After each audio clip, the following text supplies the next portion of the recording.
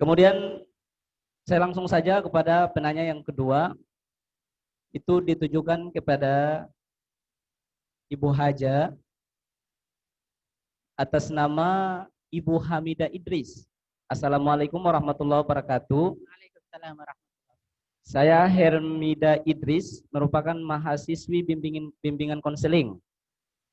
Dalam proses konseling, seorang konseling dituntut untuk tatap muka, sentuhan fisik, rangkaian cerita, dan lain-lain agar menyelesaikan masalah itu mudah teratasi. Bagaimana Islam memandang hal ini? Terlebih lagi kita seorang muslimah yang dituntut untuk terkait dengan hukum syara. Mohon tanggapan, solusi, dan penjelasannya. Kepada Ibu Haja, saya persilahkan untuk menjawab. Baik, bagus sekali pertanyaannya. Untuk Adik Hamidah ya, Hamidah Adik Idris. Hamidah. Ya, memang seorang konselor itu dia harus, ketika kita memberikan bimbingan konseling, itu harus menyejukkan, harus membuat ketenangan batinnya. Maka tentunya kalau di dalam syariat Islam, itu kita harus tetap ungkapkan yang pertama begini. Tadi ada sentuhan fisik, memang harus ya, harus. Ketika kita tahu dia itu Islam, karena selaku pembimbing konseling, kita tidak boleh langsung mengatakan bahwa hanya Islam yang kita hadapi, tidak. Tidak. Ketika kita memberikan atau kita berada pada satu tempat, kita dapatkan permasalahan, orang tuanya tidak melihat kita seorang Islam, tidak. Tetapi mungkin tolong anak saya bagaimana ini. Dia sudah melakukan ini berulang-ulang kali. Saya sampai bosan. Saya cuma minta doa bagaimana supaya dia cepat mati. Ada orang tua yang mengatakan seperti itu. Masya Allah. Nah, bagaimana solusinya? Yang pertama kita ungkapkan kepada si klien itu bahwa la yukallifullahu nafsan illa wus'aha. Allah tidak akan memberikan beban di luar daripada batas kemampuan kita. Ini dulu sebagai pembangun spirit dia. Lalu kemudian ketika dia mendengarkan ini, maka dia akan berpikir bahwa oh ternyata berarti yang saya terima masalah ini, Allah tahu, Allah ukur bahwa saya mampu. Di situ baru kita mulai start yang berikutnya. Itu yang pertama. Yang kedua, kita punya dasar, konsep yang sangat akurat sekali. Al-Quran itu sebagai pemecah masalah. Makanya saya sering katakan begini, kalau ingin berdialog dengan Allah, lakukan sholat tepat pada waktunya. Dan jangan bolong-bolong. Dan kalau ingin berkomunikasi dan tahu apa yang Allah sampaikan, maka kita harus bersentuhan dengan Al-Quran. Itu pegangan. Baru kita mulai berikutnya. Di dalam Al-Quran Allah akan memberikan isyarat kepada kita. Kamu harus yakin. Tapi bahasa ini disampaikan kepada si klien yang usianya seperti apa. Nah, kalau kita berbicara dalam tanda kutip remaja, ini kita jangan langsung kita beberkan ini. Ayat saya hafal ayat ini, saya hafal ayat ini. Kasih duduk dia, misalnya namanya Umar. Hei Umar, kamu dengar ya, Allah berfirman di dalam Al-Quran surat Al-Baqarah ayat sekian. Itu Umar berpikir, ini orang dia lebih stigi dari saya. Ini orang punya masalah. Jadi kita punya teknik. Ya, nanti si Umar bilang, ibu butuh konseling juga dari saya ya. Terbalik pola pikirnya. Karena kita punya pola cara penyampaiannya itu tidak menyentuh. Dia merasa jauh, dia merasa tertantang. Tapi kalau kita pertama yang tadi, subhanallah, Allah tahu masalah yang kamu hadapi ini, Allah sudah ukur, kamu punya kemampuan. Nak. Panggil dia anak. Dan Umar, ngana tahu kata ngana itu mampu. Bukan. Kalau ngana termampu, ngana mampus. Bukan.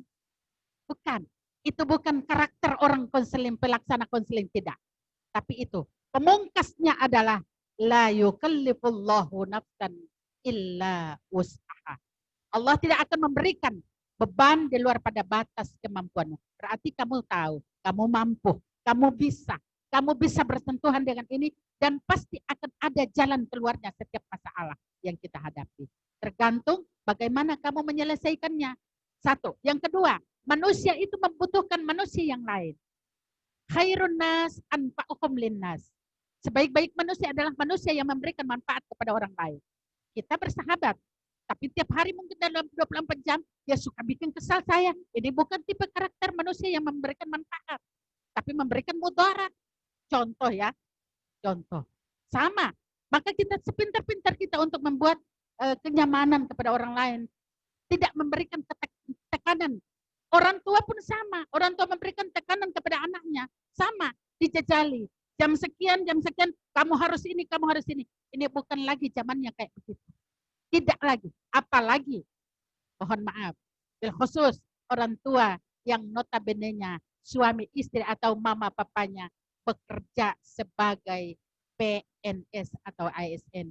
Berikan kepercayaan, percaya diri kepada anaknya untuk bisa membimbing dan manfaatkan waktu semaksimal mungkin. 1 detik bahasa kita keluar dengan kasih sayang kepada anak kita, itu jauh lebih berharga daripada seabrak harta benda yang kita berikan kepadanya, karena itu tidak menjamin masa depannya. Yang terakhir, saya ingin sampaikan kepada Hamidah, kalau kamu ingin menjadi seorang konseling, lakukan inna ma'al usri yusra, fa inna ma'al usri yusra. Sesudah kesulitan itu, Allah akan berikan sebuah kemudahan. Dan sesudah kesulitan itu, pasti Allah berikan kemudahan. Kalau ini sudah kita berikan kepadanya, hati dia sudah pasti akan tentram, nyaman. Baru kita mulai berikan cerita tentang pengalaman kita, karena dia tahu persis yang berhadapan dengan dia pasti orang baik, pasti orang sukses. Jadi tidak disulitkan. Kita hidup untuk memberikan kemudahan, bukan untuk memberikan kesulitan. Itu mungkin dari saya. Terima kasih. Masya Allah, luar biasa sekali. Terima kasih Ibu Haja yang sudah menjawab pertanyaan dari Ibu Hamidah. Mudah-mudahan dapat bermanfaat bagi diri dan keluarga. Langsung saja kita ke pertanyaan ketiga, dan ini merupakan pertanyaan terakhir karena berkaitan dengan waktu, dan kedua pemateri kita juga ada urusan di luar. Jadi kita langsung saja ke pertanyaannya. Ini berasal dari Saudari Kartini Hamzah. Pertanyaan ini ditujukan untuk pemateri kedua, Pak Mawardi. Saya bacakan pertanyaannya. Dari segi fakta, setiap hari banyak sekali kejadian-kejadian yang kita lihat di tengah masyarakat atas kenakalan remaja, dan itu terjadi pun tidak ada kebijakan dari pemerintah dalam hal ini. Dan pertanyaan saya, sejauh mana bimbingan konseling atau konselor dalam menyelesaikan masalah ini? Dan di film-film pun sudah ditayangkan atas kenakalan remaja, dan remaja sekarang mencontohkan apa yang ditayangkan di film. Kebebasan saat ini. Ya, kebebasan saat ini. Bagaimana tanggapan pemateri dalam hal ini bagi konseling? Kepada Bapak Mawardi, dipersilahkan. Ya, terima kasih atas pertanyaan yang sangat luar biasa diajukan dari Saudari Kartini Hamzah. Terima kasih atas pertanyaannya. Memang untuk saya sendiri, kebetulan karena ruang lingkup penerapan konseling saya adalah di bidang pendidikan, jadi dari perspektif kami memandang bahwa pendidikan ini menjadi starting point dalam rangka bagaimana proses mendidik generasi muda, sama dalam pembentukan perilaku yang positif. Itu yang pertama. Walaupun selain di ruang lingkup institusi pendidikan, banyak juga lembaga-lembaga yang memberikan layanan konsultasi psikologis, baik itu konseling, psikoterapi, dan lain sebagainya, sudah banyak diinisiasi. Itu yang pertama. Kemudian yang kedua, untuk pertanyaannya terkait bagaimana kebijakan pemerintah sejauh ini. Kalau kebijakan pemerintah, memang saya belum bisa memberikan penilaian secara komprehensif apa saja upaya yang dilakukan oleh pemerintah, tapi setidaknya kita melihat pemateri pertama, Ibu Haja Sida sendiri mungkin bisa menjadi representasi apa upaya yang dilakukan oleh pemerintah. Walaupun belum masif, tapi ini sudah merepresentasikan inisiatif yang diberikan oleh pemerintah sebagai Kementerian Agama juga, maupun personal sebagai Ibu Sida yang punya inisiatif, punya keinginan untuk membina masyarakat khususnya di lapas. Kita semua, bukan cuma Ibu Sida, kita semua. Iya, betul. Ya, kita semua. Tapi fakta real yang pertama itu. Kemudian yang kedua, memang perilaku imitasi atau peniruan-peniruan memang itu menjadi ciri khas dari remaja. Contoh, bagaimana cara dia meniru ungkapan, kebiasaan, melalui tayangan-tayangan yang seimbang, itu memang karakteristiknya. Sekarang yang menjadi pertanyaan adalah, mungkin kalau itu adalah peniruan dalam hal-hal yang bisa ditolerir, dalam artian cara berucap, cara dia berperilaku yang dalam kategori walaupun seperti orang dewasa tapi tidak merugikan secara psikis atau secara verbal kepada orang lain, itu mungkin bisa diberikan konseling dan diberikan pembinaan. Tapi yang sangat berbahaya adalah imitasi yang dilakukan dalam bentuk pemikiran. Nah, sehingga kalau anak-anak dalam artian usia SMP hingga SD, itu imitasi yang paling sering terjadi yang dilakukan adalah bentuk perilaku. Imitation behavior dalam mereka melihat figur. Dan salah satu figur yang sangat mempengaruhi perilaku imitasi adalah orang terdekatnya. Misalnya teman-teman sebayanya itu sangat kuat. Contoh misalnya, ketika kita mendengar teman sebaya kita untuk mendapat prestasi, itu cenderung kita lebih terpicu ketika kita mendengar teman kita yang mungkin tidak seakrab dengan kita. Itu yang pertama. Kemudian yang kedua, imitasi yang sangat seringkali ditirukan oleh remaja ini adalah imitasi menyangkut aspek kognitif tadi. Artinya hal-hal yang dia yakini sesuatu itu benar secara mutlak, seringkali dia tidak punya second opinion untuk menjadi pembanding terhadap apa yang dia yakini tersebut. Sehingga potensi-potensi radikalisme, ekstremisme, dan pandangan-pandangan semisalnya ini seringkali berpengaruh terhadap pola perilaku dan pola pemikiran dari remaja itu sendiri. Nah, jadi poin dari saya, kalau ditanyakan tentang sejauh mana upaya dari pemerintah, sudah banyak program-program yang dimotori oleh KPAI atau Dinas Perempuan dan Pemberdayaan Perempuan dan Perlindungan Anak. Kemudian di dalam BKKBN juga ada peak konseling remajanya, yang dimana diberdayakan remaja-remaja sebagai representasi dari konselor dalam rangka memberikan wadah diskusi bagi teman-teman seusianya. Nah, dan juga banyak himpunan, ada HIMSI dan lain sebagainya, ada konselor di sekolah, dan juga beberapa lembaga swadaya masyarakat. Mungkin itu sekilas dari saya rasa mungkin lebih lengkap nanti dijelaskan oleh Ibu Sida. Ya, terima kasih kepada Pak Marde yang sudah memaparkan dalam pendekatan pendidikan, dan kemudian mungkin ada tambahan dari Ibu Haja, karena memang Ibu Haja langsung turun ke lapangan, bagaimana memandang terkait pertanyaan dengan pemerintahan ini. Pada Ibu Haja dipersilakan. Iya, untuk penanya Saudara Kartini ya, Kartini Hamzah. Ini satu yang bertanya tapi buat kita semua ya. Nah, ini sudah detail ya. Hanya saja saya ingin menyampaikan action kami di lapangan langsung. Kalau tanya tentang payung hukumnya, itu sudah ada. Sudah ada aksinya di lapangan, sudah ada. Bahkan saya mau menyampaikan, ini COVID ini banyak yang memanfaatkan kesempatan ini. Ini sangat jelek. Maka kalau kita tidak bergerak, berapa banyak lagi remaja kita yang akan direkrut untuk narkobanya? Berapa banyak lagi anak-anak kita, penerus kita, yang akan dicekoki dengan minuman keras dan lain sebagainya. Kalau kita tidak bergerak. Oleh karena itu, tanggung jawab ini bukan hanya sebagai seorang konselor, tidak. Tetapi ini adalah tanggung jawab kita semua. Tadi saya sudah sampaikan, kul hal yastawil ladina ya'lamun wal ladina la ya'lamun. Ini harus menjadi opini pertama kita. Terutama kita anak-anak mahasiswa, Adakah sama orang yang tahu dan orang yang tidak tahu? Ini harus menjadi sebuah tantangan buat kita. Maka actionnya di lapangan itu sudah ada.